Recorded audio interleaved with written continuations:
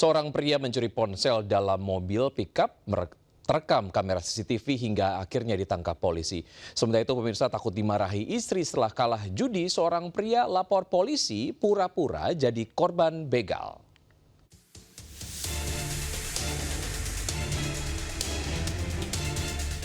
Terekam kamera pengawas, seorang pria memantau situasi dari seberang jalan di Jalan Diponegoro, Kisaran, Asahan, Sumatera Utara, hingga masuk ke dalam mobil pickup. Setelah berhasil masuk ke dalam mobil dengan leluasa membawa kabur 2 unit ponsel. Berkat rekaman CCTV, tim unit Jatandras Polres Asahan berhasil mengidentifikasi pelaku dan menangkapnya di rumah. Pelaku menggadai ponsel yang dicurinya dan uang digunakan untuk bermain di warung internet atau warnet. Untuk aksi dia melakukan itu, dia begitu mobil itu parkir, dia ini dulu, dipantaunya dulu, jalan dia dulu, begitu jalan, ditengoknya ada kesempatan. Kebetulan pintu mobil ini terbuka sedikit, terbuka, ada kesempatan langsung diambilnya dua buah unit HP tersebut. Atas perbuatannya, pelaku dijerat pasal pencurian dengan ancaman di atas 5 tahun kurungan penjara. Ini handphone yang saudara ambil dari dalam mobil.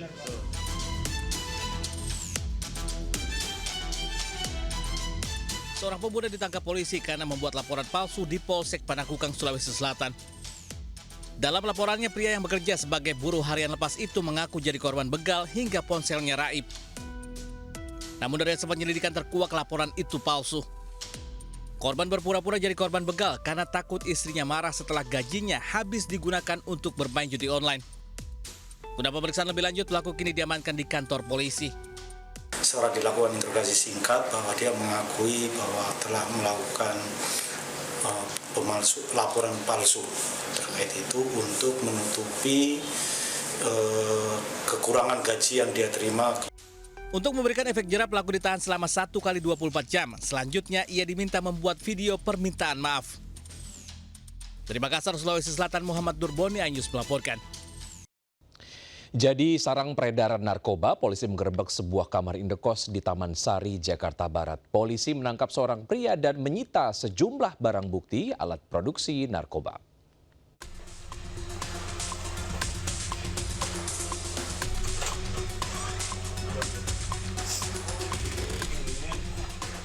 Tim Opsional Unit 4 Subdit 1 Ditres Narkoba Polda Metro Jaya menggerebek sebuah kamar kos di wilayah Kelurahan Krukut, Taman Sari, Jakarta Barat. Yang diduga menjadi lab clandestine atau rumah produksi narkoba cair.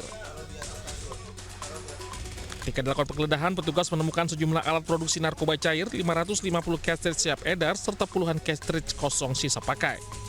Tak hanya itu, satu orang pria berinisial S yang diduga berperan sebagai operator produksi dan pengisian ikut diamankan dalam penggerebekan tersebut. Telah melakukan pengungkapan clandestine lab jenis narkotika golongan 2 etomidet yang dilakukan oleh terduga pelaku inisial S yang beralamat di kawasan Taman Sari, Jakarta Barat. Guna kepentingan penyelidikan dan pengembangan lebih lanjut, tersangka dan seluruh barang bukti dibawa ke gedung Ditres Narkoba Polda Metro Jaya. Dari Jakarta, Helmi Sayangbati, iNews melaporkan. Seorang bendahara desa di Desa Petir, Kabupaten Serang, Banten ditangkap polisi karena diduga menggelapkan dana desa sekitar 1 miliar rupiah. Pelaku ditangkap setelah buron selama 7 bulan.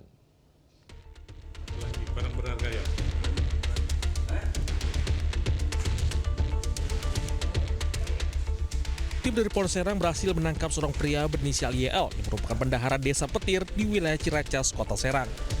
Saat ditangkap, pelaku sedang bermain judi online seorang diri di rumah kontrakannya.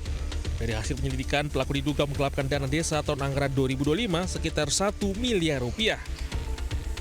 Modusnya, uang kas desa dimasukkan ke rekening pribadi, kemudian ditarik secara tunai dan dibawa kabur. Uang tersebut digunakan untuk membayar utang serta bermain judi online. Saat ini sisa saldo di rekening tersangka diperkirakan hanya sekitar Rp800.000. Kini polisi masih terus melakukan pengembangan, mendalami kemungkinan adanya keterlibatan pihak lain. Dari Serang, Banten, Mahesa Apriandi, iNews melaporkan. Pemirsa, 1 bulan di Tanah Suci, jemaah haji mulai rindu masakan Nusantara. Tidak perlu membawa bekal dari rumah karena di Madinah, Arab Saudi, ada restoran yang menawarkan menu Nusantara sekaligus pemandangan gurun pasir yang menawan.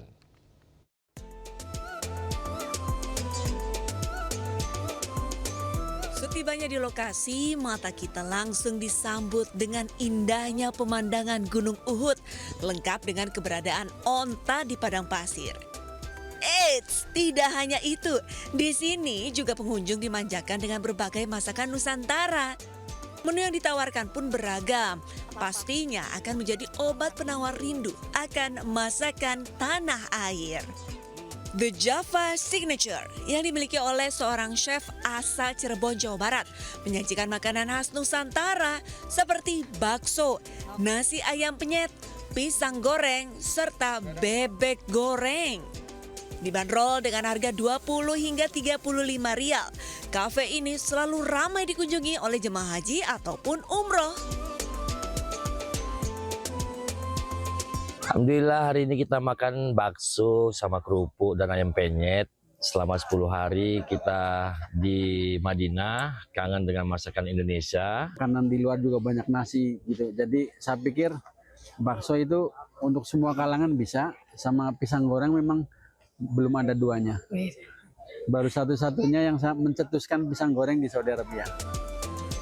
Di tengah padatnya aktivitas ibadah, masakan khas Nusantara menjadi pengobat lelah sekaligus penguat tenaga bagi para tamu Allah. Dari Madinah, Arab Saudi, Eti Juhitasari, MCH 2026, iNews melaporkan. Sempat mencoba kabur, oknum kiai yang diduga mencabuli puluhan santriwatinya di Pati, Jawa Tengah akhirnya diringkus polisi. Siapa namamu siapa? Asari siapa? Asari siapa? Pelaku dugaan pelecehan seksual terhadap puluhan santri pondok pesantren di Pati, Jawa Tengah ditangkap. Pelaku ditangkap setelah kabur dan sempat jadi buronan. Pelarian Asy'ari, kiai dari Pati yang melecehkan lebih dari 50 santriwati di pondok pesantren miliknya, kini berakhir. Pelaku ditangkap di daerah Wonogiri setelah mencoba kabur. Polisi akhirnya menangkap pelaku setelah mangkir dari panggilan polisi 4 Mei lalu. Usai ditangkap, pelaku pencabulan santriwati dibawa ke Mapolres Pati untuk jalani pemeriksaan. Pelaku lakukan aksinya dengan mengelabui korban. Pelaku dikenakan 3 pasal berlapis dengan ancaman 15 tahun penjara. Tapi saksi ini mengaku pernah diajak. Ya, jadi saksi itu pernah mengalami hal yang sama, namun dengan cara yang berbeda. Tapi tidak sampai ada apa? Tidak ada sampai. Sebelumnya, warga desa Tlogosari menggeruduk pondok pesantren Putri Dolokusumo. Masa mengecam tindakan pelecehan seksual yang menelan korban hingga lebih dari 50 santriwati dan menuntut untuk menahan pimpinan pondok Asy'ari. Asy'ari pun resmi ditetapkan sebagai tersangka. Dari Pati, Jawa Tengah, Vindi Agil melaporkan.